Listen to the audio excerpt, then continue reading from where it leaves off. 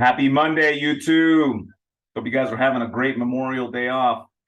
I wanted to get on here and drop this video real quick and share with everybody a quick story.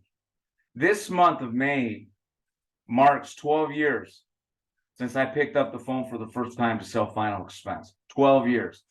Think about where you were at 12 years ago. For a lot of you, you were either not in the business or you were door knocking.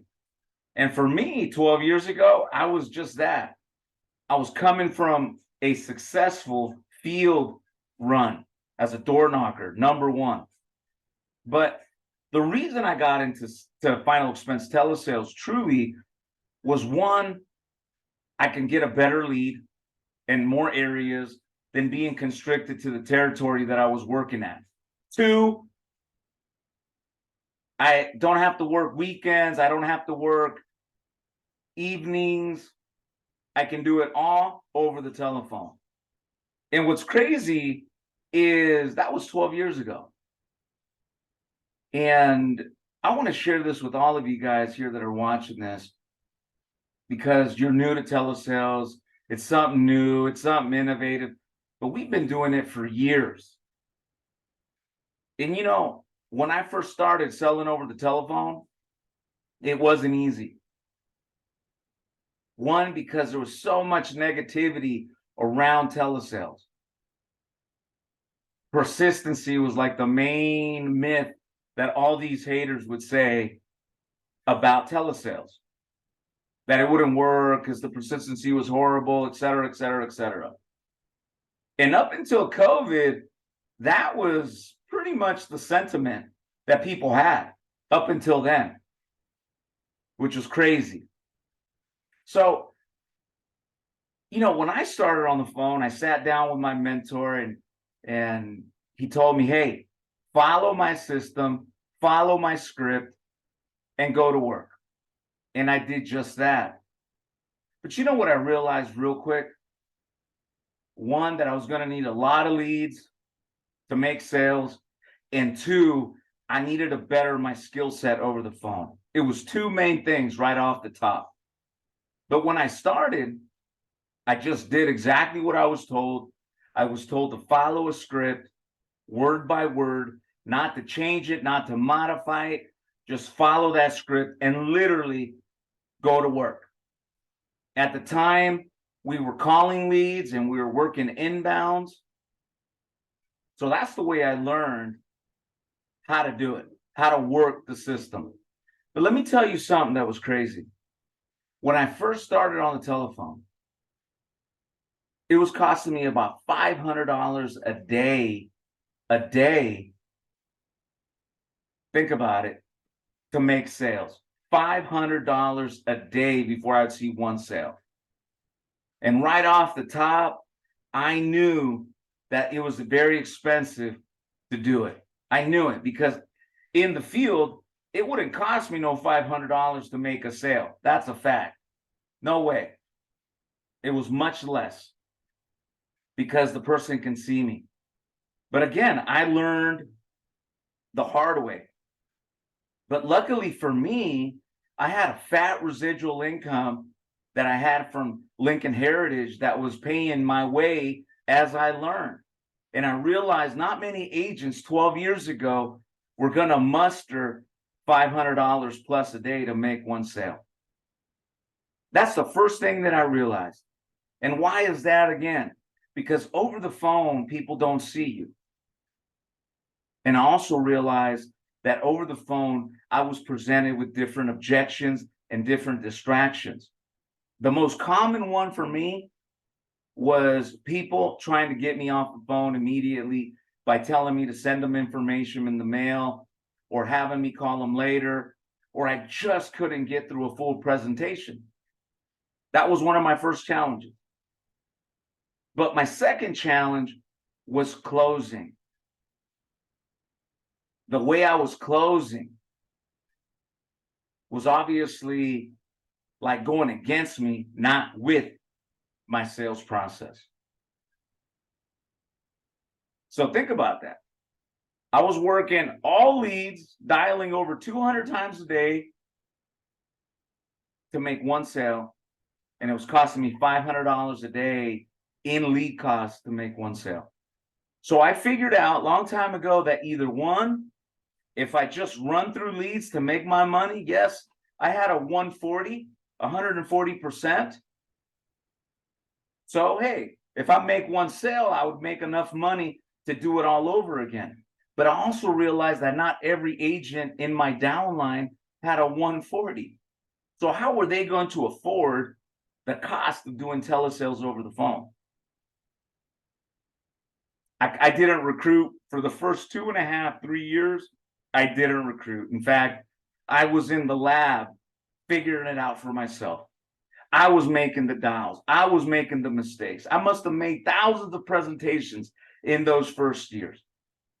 So listen, as a veteran in this business, it's not easy, but it's doable. Again, it took me 3 years as a hybrid agent. I was still door knocking. I was still running leads in the field, but part of my time was over the phone. And that was up until 2013 when I gave my team 1 year to switch to telesales. And why I did that, back then, one of the things that I was doing with my downline agents is that I was doing direct mail for them, but I was subsidizing the loss. So if they sent out 1,000 pieces of mail, I would guarantee a fixed price per lead.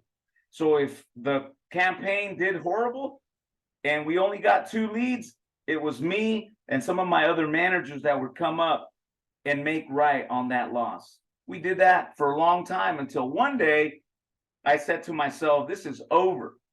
What good is it to have a big organization if you're not making money? And that's when I made the decision, and I announced to all of my people that I gave them 1 year to make the switch to telesales, and then I was pulling the plug. After that year, out of 250 agents, only 20 of them embraced telesales.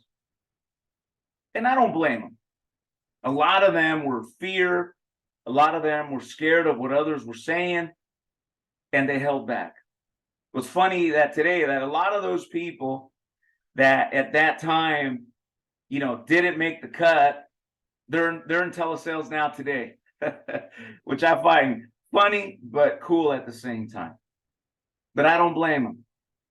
Not many agents could muster paying $500 plus a day to make one sale. And if they made one sale, they would barely break even or still be in the negative. So if you're watching this video, listen carefully. If you're being told right now that your skill set, that your closing is not important, run, because it's going to cost you an arm and a leg. If you're being told, just buy some more leads, Johnny, just get another set of leads and run through it, run. Because if you don't have the skills, if you don't know how to close, it's like burning money. And believe me, I burned a lot of money in my career. But for me, I could afford doing it because I had a big residual check from Lincoln Heritage. But most of you guys don't have no residuals. You got no reserves, no capital. So if you're being told buy more leads and expect something to change, boy, you're in for a rude awakening. How many times do you hear about agents, right, that invest $5,000 in leads 1 month and make minimal sales, and they never recover from that? Now, if you had a massive contract and you're just pulverizing through leads and only getting the low-hanging fruit, then, hey, I guess you can do it, but it's not duplicatable to a sub-agent that's working. It's just not. And I learned that the hard way. Now, if someone's giving you free leads, hey, that's great. But there's no such thing as free as your compensation. It has to be dropped 50, 60, maybe 70%. And you don't have to pay for leads. You're just working the leads that your upline is giving you. Hey, great. But you're paying for that by dropping down your compensation. So how are you winning? Just because you don't see the lead charges, it's still hurting your commission, ladies and gentlemen. So it takes me to closing.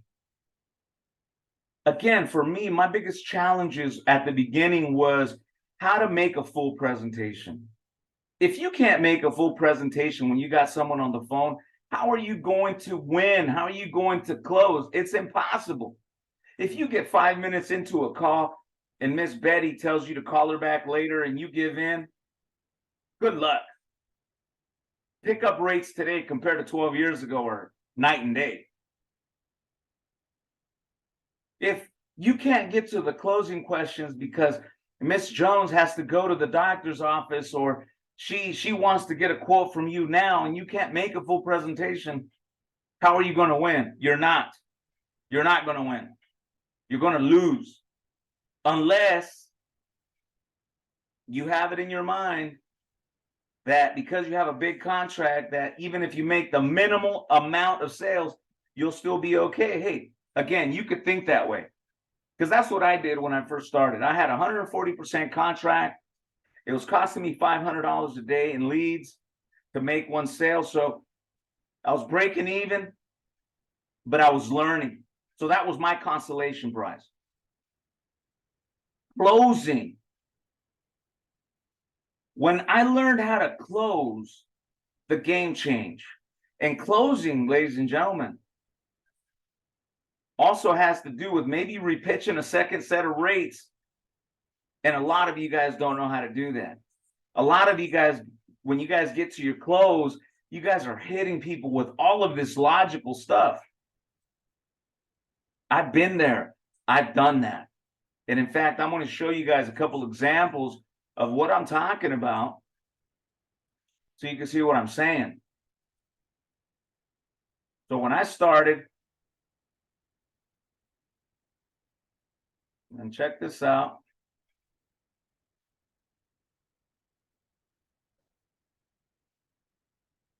And I'm going to read to you guys some of these rebuttals that I was trained on, okay? I'm going to read them to you directly from my playbook 12 years ago.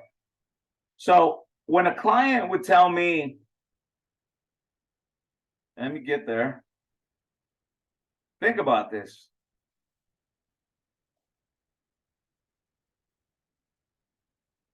Let me get to that.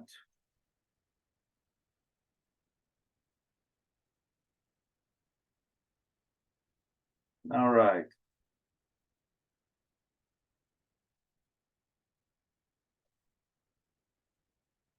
Listen carefully. So when a client would say, I would make a presentation, right? If I was lucky enough to get to a presentation, and when I would ask the client, now, Mrs. Jones, which one of these 3 options that I presented to you would you like to leave behind to your spouse? The customer would come back and say, I can't afford it. Think about that. I can't afford it. My rebuttal to that was, Mrs. Jones, I understand, but let me share this with you. I know when you're on a limited income, it's tough. But Mrs. Jones, most everyone we see every week lives on a fixed income. What we have to realize and understand is that death is something that is for certain. There are no ifs and or buts. There comes a point in time where we have to take care of the inevitable. Now, Mrs. Jones, who do you want to leave as your beneficiary? What do you think Miss Jones would say in return to that? She would come back and say, I told you I can't afford it. Because everything I said in this rebuttal was really confrontational.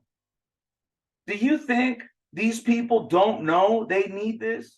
Do you think these people don't understand life? They understand life better than you and me. And they would hang up. Or if they would come back and say, I told you I can't afford it, I would hit them again over the head with another logical rebuttal. Mr. Jones, I understand. But when death occurs, there are other sacrifices that have to be made. Duh. Two sacrifices come to mind: emotional and financial. Only time and God can take care of the emotional side of losing a loved one, but we have to take care of the financial part. Duh! We have to determine in our minds that it's easier to take care of this little bit at a time, or allow our loved ones to take care of the whole burden at the time of our death. Who do you want to leave the benefit to? Click! Every time. Why? Because I was spewing out logical rebuttals that in my head made sense. Of course, it totally makes sense. But remember, 90% of sales is emotional, 10% is logic. When you're hitting people with this, you're hitting the wrong type of strings, because it's rude, it's confrontational, and people know this stuff already. And what would happen? Click, call me back, not interested, go on to the next lead. Here's another one. My children make all my decisions. Mrs. Jones, I understand that's, and it's good that your children love you enough to be involved with your decisions, but this is not a decision your son or daughter can make for you, because death is for certain. Duh! There's no decision to be made about that. Also, your children don't want to make decisions about your death, only about your life.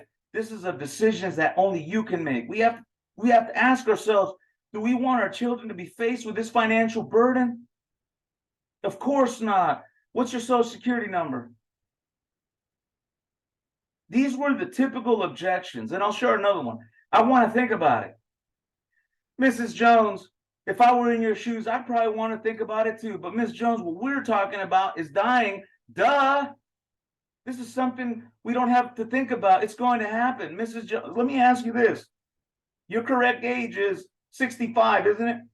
Now, Mrs. Jones, you may not realize it, but you already put it off 65 years. Today, while I'm here and while you qualify, and this is the day to take care of it, who do you want to leave your beneficiary to? Guys, again, this was the type of rebuttals that I was using, hitting people over the head with this logical response mechanism that was logical. Everything I said was logical, made sense. But at the same time, a lot of what I said was confrontational, in many ways rude, because you're telling people they're dumb. You're telling people that they don't know what they're doing. It doesn't work that way. And that's when I learned that, yes, you need leads, a lot of leads. But if your closing skills are not honed in, if you don't have it down,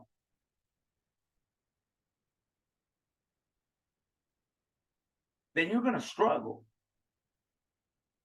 And it doesn't matter if you're on a free lead system where you're just pulverizing 3 leads, your cost is going to be even higher because you're at a lower comp, but your closing skills are not there. I learned many, many years, thousands of presentations, that it takes a special type of skill set to close these on that first try. Not all of them are going to buy on the first shot, but we've developed our training over years, collaborating with some of the best minds in telesales to come out with our strategy. Our strategy, our closing strategy, is simple.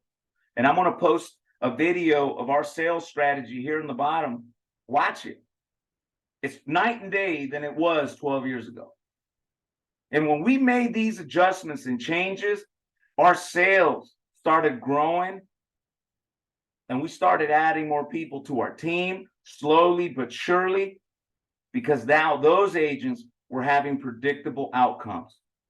They were understanding how to keep a client on the phone long enough to make a full presentation. And they understood that selling was one thing and getting into a close was another. Today and age, regardless of the objection, I don't care if they tell me I want to think about it. I already got insurance. Let me talk it over with my kids. It's too much. It doesn't matter what their objection is today.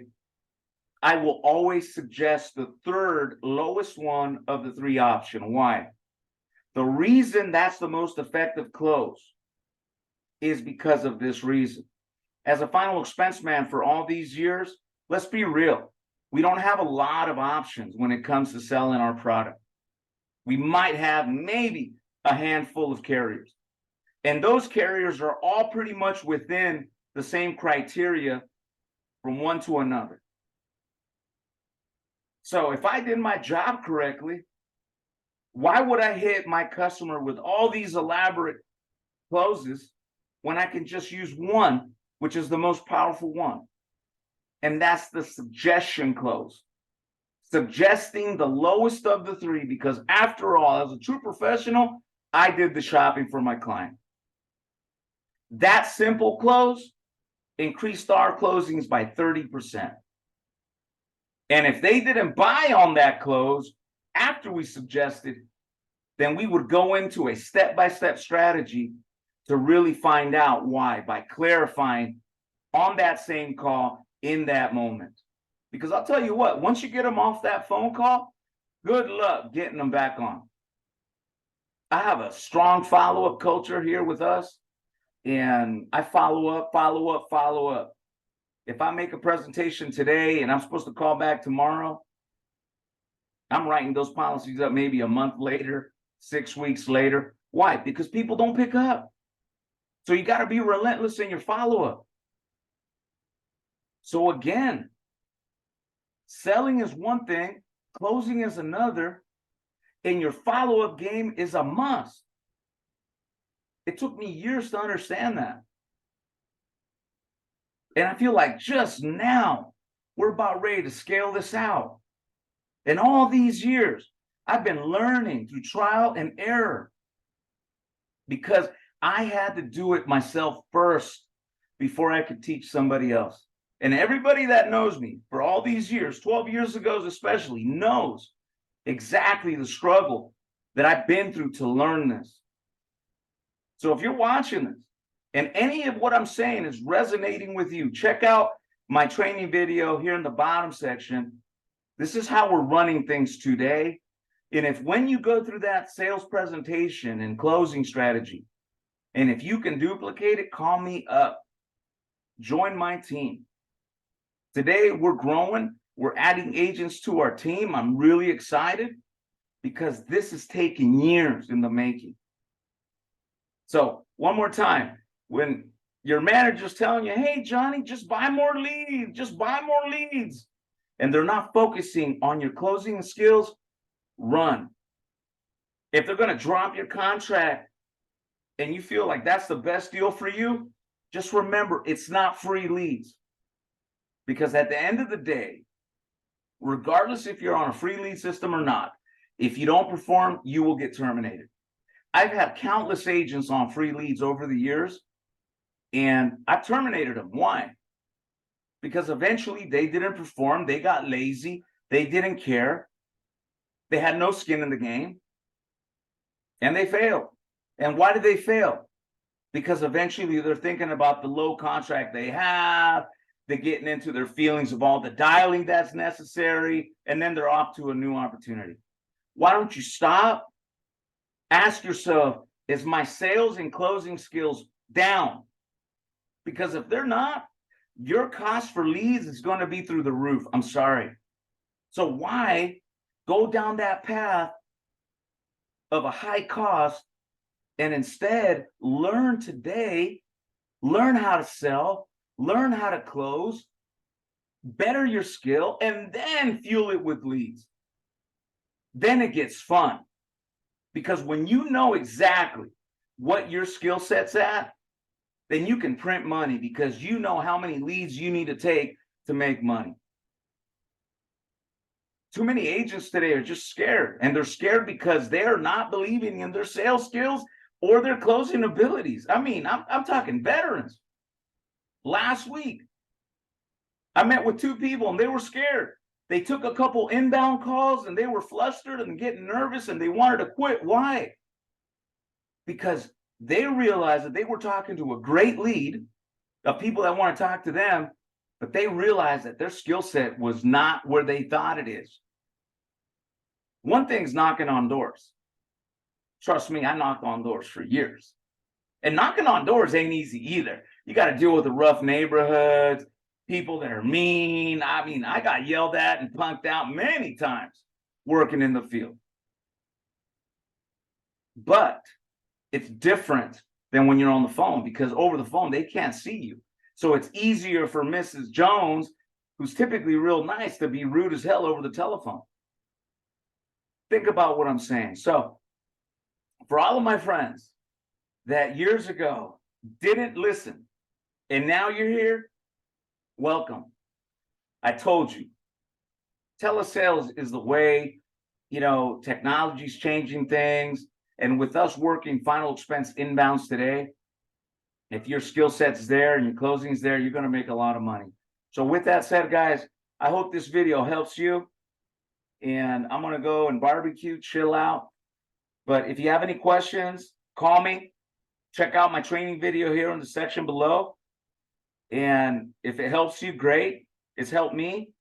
And it's taken me many, many years to figure it out. It didn't happen overnight. So with that said, you guys have a blessed day, and see you guys at the top. Peace.